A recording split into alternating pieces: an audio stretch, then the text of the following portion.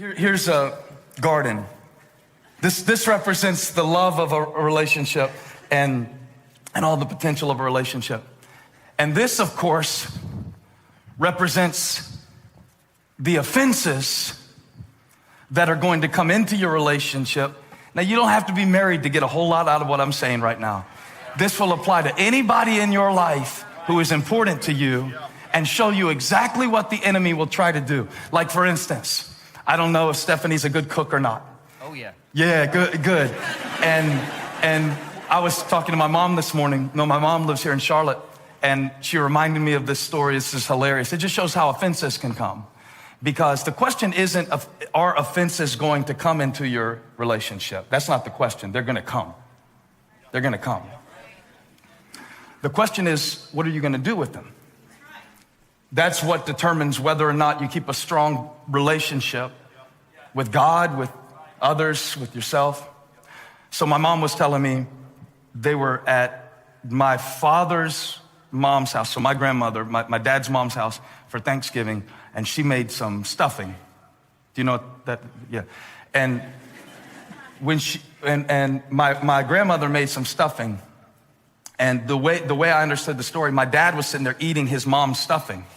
And while he's eating the stuffing, he says, trying to give a compliment to his mom, he's like, Mom, nobody makes stuffing like you. I mean, other people try to make stuffing, but nobody can make it like you. And my mom is thinking, while he's saying, nobody makes stuffing like you, my mom is thinking, and nobody is going to make stuffing for you except your mom, so you better invite your mom to be your cook if nobody makes stuffing like her. And my mom said, I didn't make that man stuffing on Thanksgiving for the next 6 years. And I said, can I tell the church that story? It's a good illustration. She said, yes, as long as you clarify that I really do make better stuffing than your grandmother. Now, I got you holding that because he says this stuff. He says these unintentional things because men are stupid and we just say stuff. We don't realize what we're saying and we just say stuff. And maybe Dan hasn't done it yet. To me, he looks like an intelligent man, but he's going to say something. And it will be unintentional in his mind. He's just saying it. He's just saying something. He just says stuff. Or sometimes it's not what they say, it's what they don't do. It's an unmet expectation. That is the breeding ground of offenses in relationships. Unmet expectations. And let me tell you the breeding ground of unmet expectations, unexpressed expectations. So you gotta learn how to talk to people. Otherwise, like, let's say growing up in Stephanie's house, birthdays were a big deal. But maybe at Dan's house, they didn't make a big deal about birthdays. Because, hey, what did you do? You didn't do anything on your birthday. You were just born. So maybe on birthdays at Dan's house, nobody celebrates the fact that you just came out into the world like it was some great achievement.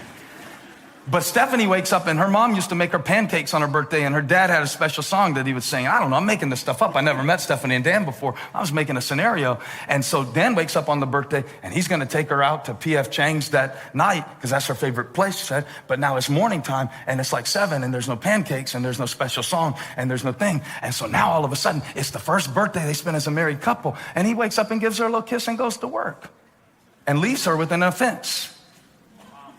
And you're like, well, that's stupid. She shouldn't get so offended over that. Well, you get offended over some stuff too, some little things.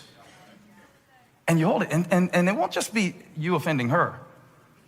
Let's say you're working really hard. This used to happen in me and Holly's marriage. This is an example I did not ask for permission to share. When I discovered that her recreational preference was shopping. And so she said, me too. So you come home on Saturday, Holly would come home on Saturday, and she would be energized. And she would have bags all over her arms. But to me, those bags didn't look like shopping bags. Those bags looked like grenades to be launched into our financial picture. Here I am trying to work. She's walking in with all these bags, looking how high. And then she has the nerve to say, don't worry, because I got it on. And this is what the devil wants, all right? Now Dan is trying to fall asleep on Saturday night. And again, I'm just making this up, but she handed you this offense. She wasn't trying to offend you. She was just shopping. It was just her thing. But Dan is working. And doesn't she see how hard I'm working? And how does she expect us to get ahead financially? And like the last thing she needs is another pair of shoes. And the enemy's like, yeah, that's good, Dan. That's good. She doesn't care about you. She doesn't respect you. She doesn't appreciate all that you're doing to provide for her. She's working against you. It's just a little offense. Meanwhile, Stephanie is still stuck on her birthday. It was 4 months ago. She's still mad about the pancakes. Come here, Stephanie. And she's over here and she's still nursing that thing about the birthday. And see, it's every time she thinks about it, it gets a little deeper. She'll drive it down in there with every thought and reliving it and thinking about what he said and what she did and what they didn't say and didn't pay attention to me and don't appreciate me. And it just drives it down deeper. And marriage is going to give you, because it's the most intimate relationship, and the more intimate the relationship, the more infinite the potential for offense. And so you're gonna have like a million offenses, little offenses. And if you don't learn how to deal with them, because sometimes the thing that you liked about her when you were dating will drive you crazy now that you have to wake up with it every day. No offense to Stephanie, I'm sure she's wonderful. You're like, oh, why would you say that about her? It's true about everybody. Here's how the country preacher said it. He said, before marriage, opposites attract. After marriage, opposites attack. Amen. That's how the country preacher said it. And so, I know it's kind of heavy. That's how offenses are. But it's not all at once. It's just one at a time. So like, let's say that before marriage, you liked her because she is mysterious and quiet. And that draws you to her. But then in marriage, it can go this way to where it was really attractive that she was quiet and mysterious when you were dating her. But now in marriage, she won't ever talk. And it's like, no, but yeah, but no. But just for example. And it's like, why won't you tell me what's on your mind? But that's why you liked her. And before you married him, he was the life of the party. And he walked in and he just talked and lit up the room. And now, why won't he ever shut up? Dan will not shut up. Shut up, Dan. And so what actually was part of building the foundation of the relationship, now it's offense. And it happens a million different ways. And the enemy will give you all kinds of opportunities. And you don't realize what's happening because it's just one little conversation after another, you know? It's just dressing on Thanksgiving. It ain't a big thing. It's just me trying to tell Holly how to drive and her saying, well, then why don't you drive if you're such a good driver? And we have a lot of dysfunction in our relationship over what happens in the car because I can't find my way places and she can't drive. So she has a great sense of direction, but horrible driving skills. I'm a great driver with no sense of direction. So the other night, we're driving, coming from a movie, as a matter of fact, not the Christian football movie, but we're coming back, and she almost got us killed. And I was mad because, to me, she wasn't paying attention.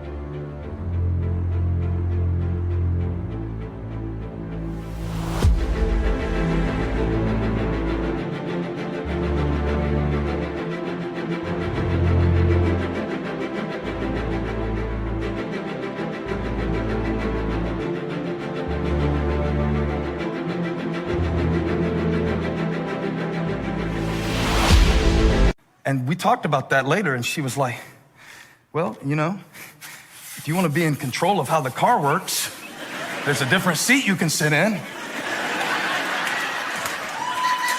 Shut up. Rock up. Rock up.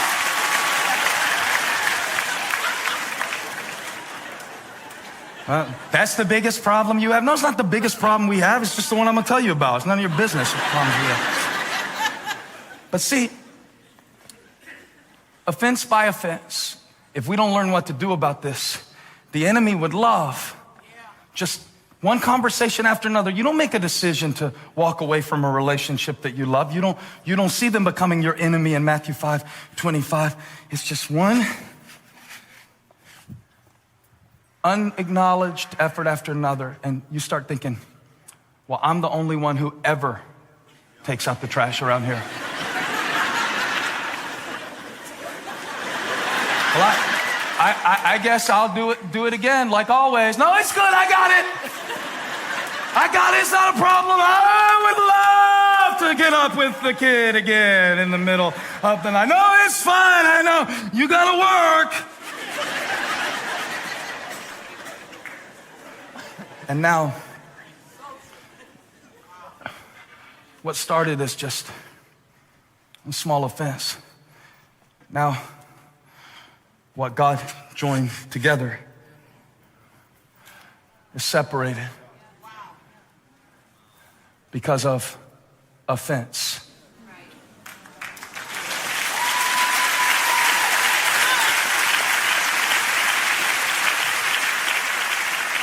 And now the crazy thing is, Jesus said, if you let it get to this point, if you live your relational life on the basis of, well, I'm not apologizing first, I apologized first last time. If you don't learn how to deal with these things, you find yourself in prison. It's not them that you imprison. It's you. Hey, Dan? Why don't we talk anymore? Where did the love go? Dan, we haven't been to P.F. Chang's in 3 years, Dan.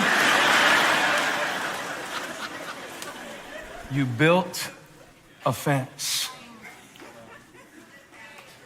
The enemy's agenda is destruction. His strategy is division, and his tactic is offense. Thankfully, God has given us another way to deal with offense. If only we could find an example of somebody who had every right to be offended.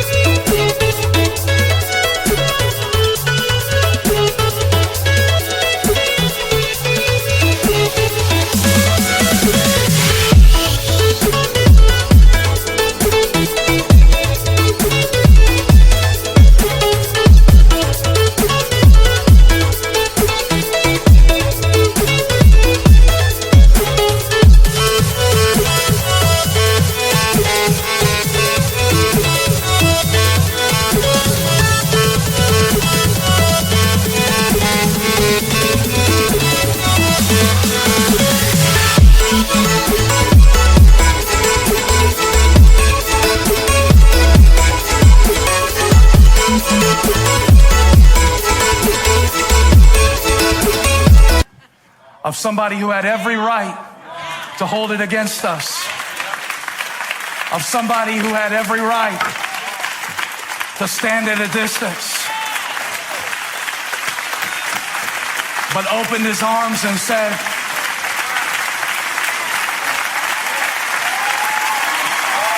this is the way of relationship.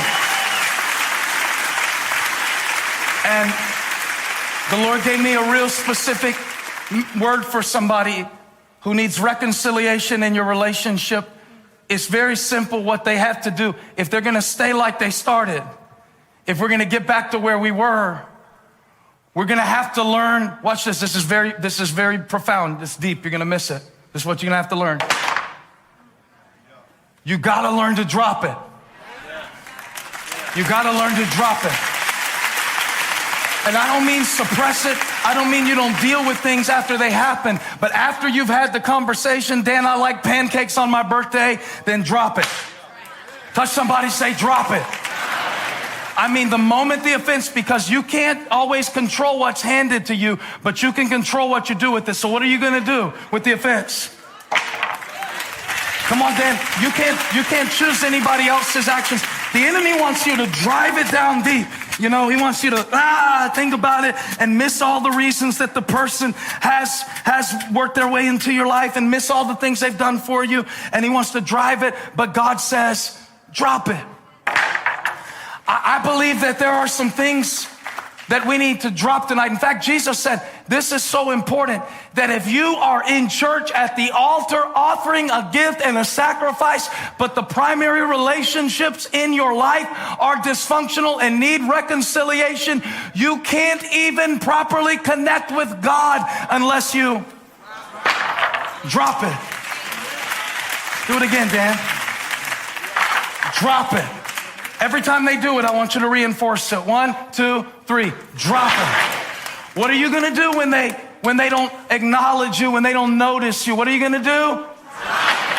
What are you gonna do when they are too busy to show you the love and affection, but you know that they're trying as hard as they can to? You gotta. I'm telling you, being married, being in a close relationship is about not how quickly you can get offended, but how quickly